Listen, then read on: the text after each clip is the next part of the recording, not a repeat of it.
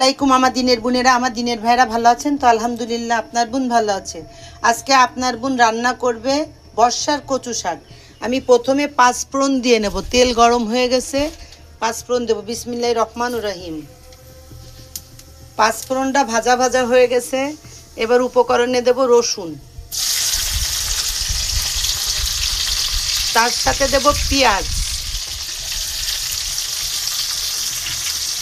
কাঁচা ঝাল,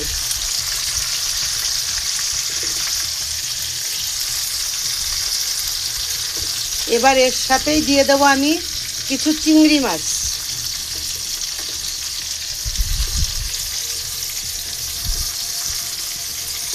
রসুনটা বেশি করে দিচ্ছি এই কারণে যাতে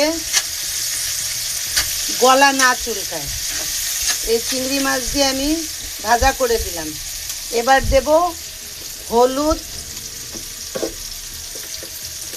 হলুদ, লবণ, একটু মশলা, আবার একটু বেশি করে পেঁয়াজ। বিসমিল্লাহির রহমানির রহিম।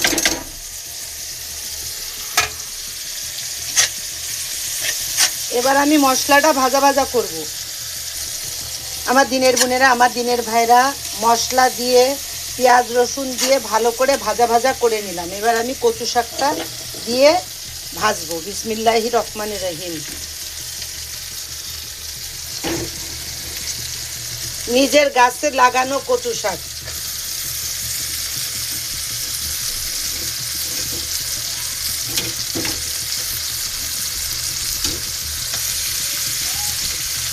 একদম পানি ঝরায় নিছি।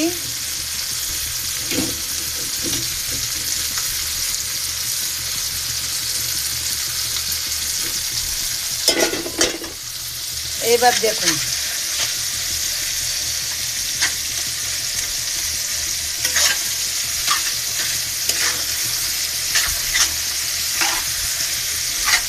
এবার কচু শাকটা ভাজতে ভাজতে এখন লাল হয়ে যাবে।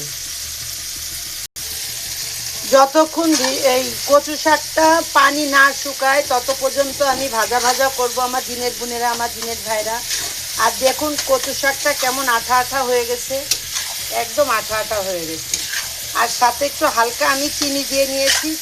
চিনি অনেকে দেয় না আর অনেকে দেয়। একটু চিনিটা দিলে কচু শাকের স্বাদটা একটু বাড়তি, মানে একটু বাড়ে, যার কারণে আমি দিয়ে নিয়েছি। এই দেখুন আমার কচু শাকটা হয়ে এসেছে আর একদম মাখো মাখো আঠা আঠা আঠা আঠা হয়ে গেছে। দেখুন, এতে এক ফোঁটা পানি নেই। কিন্তু এইভাবে যদি কচু শাক রান্না করে খান তাহলে গলা চুলকাবে না। যদি ভালো লেগে থাকে, ভালোবেসে থাকেন, লাইক কমেন্ট শেয়ার অবশ্যই করবেন, আমার পাশে থাকবেন। আল্লাহ হাফেজ।